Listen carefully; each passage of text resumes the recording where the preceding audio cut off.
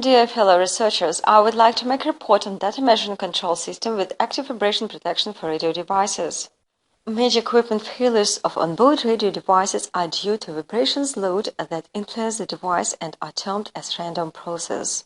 Existing active anti-vibration systems are used for decreasing the amplitude of vibrations that appear in radio devices both at resonance frequencies and in the whole frequencies range. The use of such methods of active protection is employed only in important situations for strategic radio devices. The analysis of vibration protection systems has shown that in many real cases it is sufficient to decrease vibrations level at resonance frequency only. At these frequencies, the vibration signal becomes harmonic. The aim of the work is to justify the possibility of decreasing the influence of external vibration on radio devices by means of improving the existing system of active vibration protection. Slide 4. We suggest introducing a phase shift between the signal of external vibration at the resonance frequency and additional vibration signals given to each attachment point of the object of vibration protection. To do so, one must produce a certain phase shift between the vibration signals acting in attachment points. The size of the shift is selected for each attachment point separately. The slide shows the diagram of the developed data measuring control system of active vibration protection for radio devices at resonance frequency. From the primary transducer of active damper, the vibration signal comes to the functional transducer block. In this block, the signal is amplified and converted into digital one in the analog-to-digital converter for further processing. Control signal for phase shifts is formed in the synthesizer of differential signals. Here the control signal for amplitude is also formed.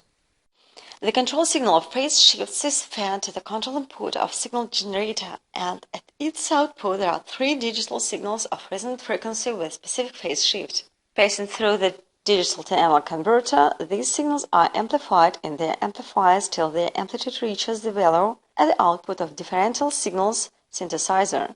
The control channels of active dampers receive two signals of equal amplitude with specified resonance frequency and fixed phase shift. At this moment, her first damper has zero phase shift. The effect of these two signals allows to achieve the effect of vibration absorption at a given attachment point. The combined effect of all four active dampers provides significant reduction of the vibration effect on the center of mass of the object of vibration protection. Thus, the originality of the developed diagram of data measuring control system with active vibration protection for radio devices consists in the introduction of a block that forms the signals with phase mismatch between external and additional vibration signals, functional transducer, which allows to decrease significantly the vibration load at resonance frequencies. Slide 6. The active damper has a primary transducer in the form of measuring coil attached to the rod and located in the field of the permanent magnet. The inductor coil, in its turn, is mounted on the rod and is also located in the field of permanent magnet. External vibration impact from the vibration source is supplied to the body of the first active shock absorber through the upper and lower suspensions. Shifts the rod, then acts as attachment point for the object of protection that is centered with the help of these suspensions.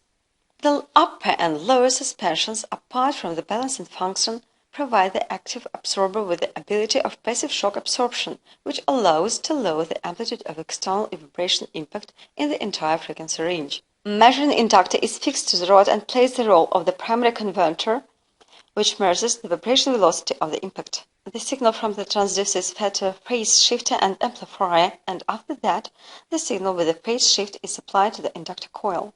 As a result of interaction between the current in the inductor coil and the permanent magnet, the force arises that is proportional to the vibration velocity with a specified phase shift, and this force tends to shift the rod in the opposition direction.